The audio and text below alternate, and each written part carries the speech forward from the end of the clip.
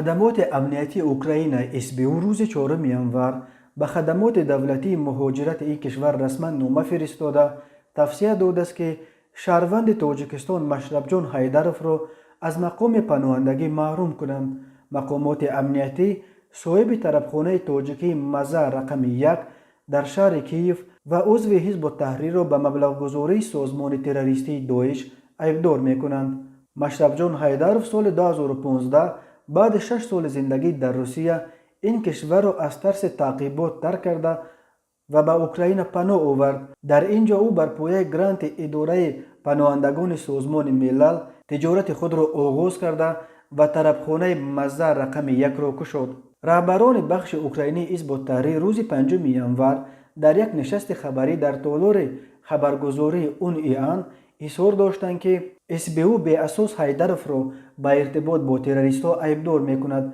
به عقیده آنها محروم کردن حیدروف از مقام پناهندگی می‌تواند راه را برای اخراج او از اوکراین و یا استردادش به روسیه و تاجیکستان باز کند.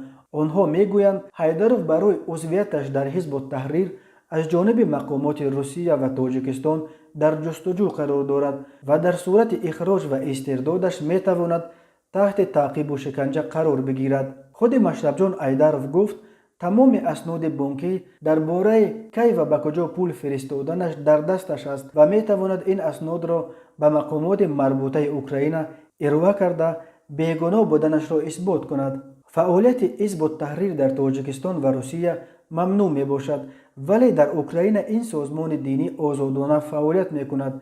حزب التحریر در اوکراین سالهای پیش اساساً در نیم جزیره کریم با ساکنان مسلمانان آنجا از جمله با تاتارهای کریم کار میکرد، ولی بعد اشغال کریم از سوی روسیه در سال 2014 فعالیت حزب التحریر در کریم ممنوع و دهها نفر از اعضای آن بازداشت شدند. مقامات تاجیکستان حزب التحریر را به افراطگرایی ایبدار میکنند، ولی نمایندگان آن اظهار می‌دارند که راه مبارزه بدون خشونت را پیش گرفتند و خشونت و تروریسم از جمله عملهای داعش را محکوم می‌کنند.